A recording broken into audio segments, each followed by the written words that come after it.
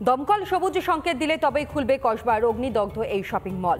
Shopping মলের কাছে আগুন লাগা 24 ঘন্টা আগের সিসিটিভি ফুটেজ চাইল দমকল। মলে রিপেয়ারিং এর কাজ করছিল যারা, তাদের থেকেও রিপোর্ট চাওয়া হয়েছে। এমনকি পাশাপাশি শপিং মলে নিজস্ব অগ্নি নির্বাপন ব্যবস্থা নিয়ে বিশদে বেশ কিছু তথ্য চেয়েছে দমকল। এখনই খুলছে না কসবার অগ্নিদগ্ধ শপিং মল। ডিজি ফায়ারের উপস্থিতিতে একটি ইন্সপেকশন টিম হয়। ডিজি ফায়ার শটান জানিয়ে দিলেন বেশ কিছু রিপোর্ট চাওয়া হয়েছে এই শপিং মল কর্তৃপক্ষের কাছ থেকে। সেই রিপোর্টগুলি দেখে তারা সিদ্ধান্ত নেবেন কবে এই শপিং মল খোলা হবে।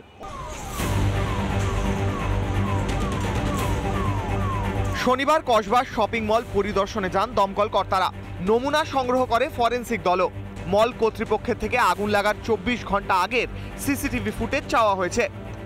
24 আওয়ার্স মলের আমরা রেকর্ড চাইলাম ওদের থেকে, যেন আমরা তদন্ত করে দেখতে পারি এই আগুনটা ঘটনা কি করে হলো।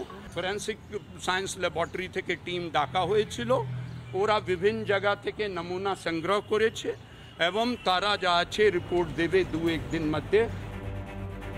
ভয়াবহ এই অগ্নিকাণ্ডের পরই ফায়ার অডিটের নির্দেশ দেওয়া হয়েছে। কারো দোষ থাকলে আইনত ব্যবস্থা নেওয়ার আশ্বাস দিয়েছেন দমকল মন্ত্রী সুজিত বসু। যদি কেউ কোথাও ঢিলেমি করে তার জন্য আইনগত যা ব্যবস্থা আছে সেটা নেওয়া হবে। আমি ইতিমধ্যেই বলেছি ডিপার্টমেন্টকে যত শপিং মল আছে কটা অডিট আমাদের হয়েছে, কোথায় যদি অডিট না হয়ে থাকে কেন হয়নি সেগুলো জানাতে। দমকলের সঙ্গে বৈঠকে সিদ্ধান্ত নিয়েছে কলকাতা পুরসভাও। বিল্ডিং ডিপার্টমেন্টে বলেছি কতগুলো ছাদ এরকম দিয়ে দেওয়া হয়েছে তার একটা লিস্ট থাকবে, সেই ফায়ারকে দেবো, যে ফায়ার দেখে নেবে যে সেই ছাদগুলোর থেকে রেস্কিউয়ের জন্য আলাদা করে সিঁড়ি আছে কিনা। ফায়ারের সাথে যৌথ একটা মিটিং আমরা করব। কসবার শপিং মলের বিরুদ্ধে অভিযোগ সিঁড়িতে ডাই করে রাখা ছিল জিনিসপত্র, যা উদ্ধার কাজে বাধা হয়ে দাঁড়ায়। যদিও সেই অভিযোগ অস্বীকার করেছে মল কর্তৃপক্ষ। ফায়ার এক্সিট গেট তো আমাদের অনেকগুলো আছে, আমি যে দিক দিয়ে নেমেছি সেখানে আমি কোনো জিনিসপত্র পাইনি। আপনি বলছেন, আমরা অবশ্যই তদন্ত করে দেখবো যে কী জিনিস ছিল ওখানে।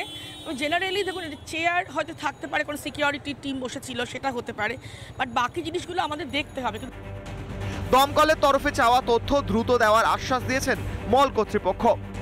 এই মুহূর্তে আমাদের সমস্ত ম্যানেজমেন্টের সবাই রয়েছেন ভেতরে উইথ দ্য অফিসিয়ালস। তো যা যা দরকার আমরা নিশ্চয়ই উইদিন স্টিপুলেটেড টাইম পিরিয়ড আমরা প্রোভাইড করব। আমাদের প্রত্যেক উইকে ফায়ার ড্রিল হয় এবং প্রত্যেক একদিন অন্তরও হয়।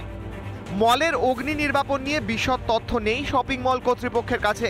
ফায়ার ফাইটিং সিস্টেমের ডেটা থেকে ফায়ার ফাইটিং টিমে কতজন সদস্য, সব প্রশ্নের উত্তরই কার্যত অজানা মল কর্তৃপক্ষের।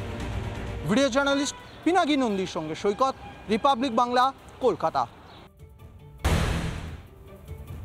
দমকল সবুজ সংকেত দিলে তবেই খুলবে কসবার অগ্নিদগ্ধ এই শপিং মল। শপিং মলের কাছে আগুন লাগা 24 ঘন্টা আগের সিসিটিভি ফুটেজ চাইল দমকল। মলে রিপেয়ারিং এর কাজ করছিল যারা, তাদের থেকেও রিপোর্ট চাওয়া হয়েছে। এমনকি পাশাপাশি শপিং মলে নিজস্ব অগ্নি নির্বাপন ব্যবস্থা নিয়ে বিশদে বেশ কিছু তথ্য চেয়েছে দমকল। এখনই খুলছে না কসবার অগ্নিদগ্ধ শপিং মল। ডিজি ফায়ারের উপস্থিতিতে একটি ইন্সপেকশন টিম হয়। ডিজি ফায়ার শটান জানিয়ে দিলেন বেশ কিছু রিপোর্ট চাওয়া হয়েছে এই শপিং মল কর্তৃপক্ষের কাছ থেকে। সেই রিপোর্টগুলি দেখে তারা সিদ্ধান্ত নেবেন কবে এই শপিং মল খোলা হবে।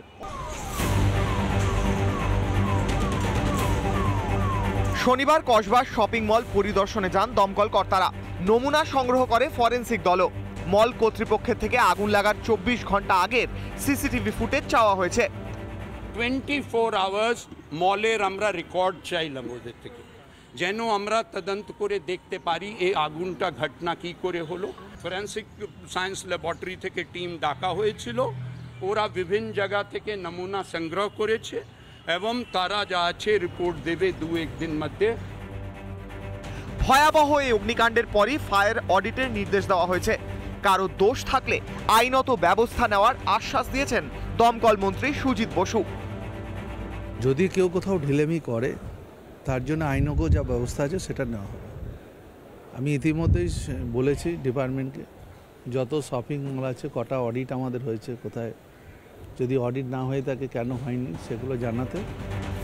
দমকলের সঙ্গে বৈঠকে সিদ্ধান্ত নিয়েছে কলকাতা পুরসভাও। বিল্ডিং ডিপার্টমেন্টে বলেছি যত কতগুলো ছাদ এরকম দিয়ে দেওয়া হয়েছে তার একটা লিস্ট থাকবে, সেই ফায়ারকে দেবো যে ফায়ার দেখে নেবে যে সেই ছাদগুলোর থেকে রেস্কিউয়ের জন্য আলাদা করে সিঁড়ি আছে কিনা। ফায়ারের সাথে যৌথ একটা মিটিং আমরা করব। কসবার শপিং মলের বিরুদ্ধে অভিযোগ, সিঁড়িতে ডাই করে রাখা ছিল জিনিসপত্র, যা উদ্ধার কাজে বাধা হয়ে দাঁড়ায়। যদিও সেই অভিযোগ অস্বীকার করেছে মল কর্তৃপক্ষ।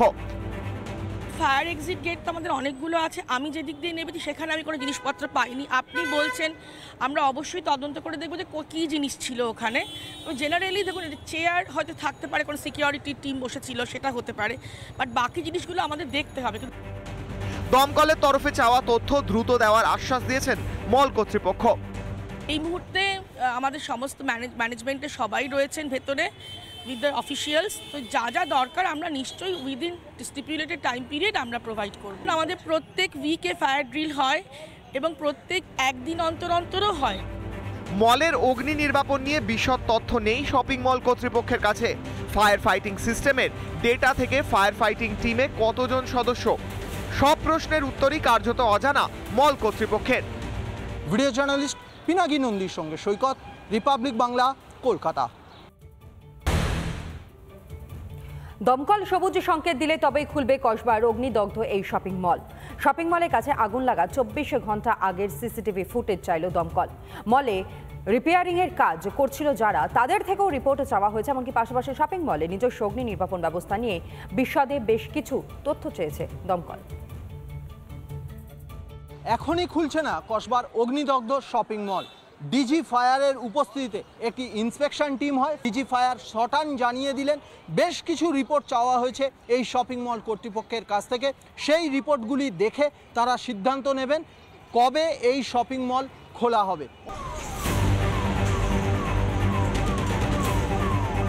শনিবার কসবার শপিং মল পরিদর্শনে যান দমকল কর্তারা।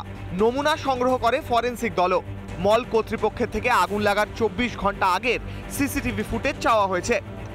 24 আওয়ার্স মলের আমরা রেকর্ড চাইলাম ওদের থেকে, যেন আমরা তদন্ত করে দেখতে পারি এই আগুনটা ঘটনা কি করে হলো। ফরেনসিক সায়েন্স ল্যাবরেটরি থেকে টিম ডাকা হয়েছিল, ওরা বিভিন্ন জায়গা থেকে নমুনা সংগ্রহ করেছে এবং তারা যা আছে রিপোর্ট দেবে 2-1 দিন মধ্যে। ভয়াবহ এই অগ্নিকাণ্ডের পরই ফায়ার অডিটের নির্দেশ দেওয়া হয়েছে। কারো দোষ থাকলে আইনত ব্যবস্থা নেওয়ার আশ্বাস দিয়েছেন দমকল মন্ত্রী সুজিত বসু। যদি কেউ কোথাও ঢিলেমি করে তার জন্য আইনগত যা ব্যবস্থা আছে সেটা নেওয়া হবে। আমি ইতিমধ্যেই বলেছি ডিপার্টমেন্টকে, যত শপিং মল আছে কটা অডিট আমাদের হয়েছে, কোথায় যদি অডিট না হয়ে থাকে কেন হয়নি সেগুলো জানাতে। দমকলের সঙ্গে বৈঠকে সিদ্ধান্ত নিয়েছে কলকাতা পুরসভাও। বিল্ডিং ডিপার্টমেন্টে বলেছি যত কতগুলো ছাদ এরকম দিয়ে দেওয়া হয়েছে তার একটা লিস্ট থাকবে, সেই ফায়ারকে দেবো যে ফায়ার দেখে নেবে যে সেই ছাদগুলোর থেকে রেস্কিউয়ের জন্য আলাদা করে সিঁড়ি আছে কিনা। ফায়ারের সাথে যৌথ একটা মিটিং আমরা করব।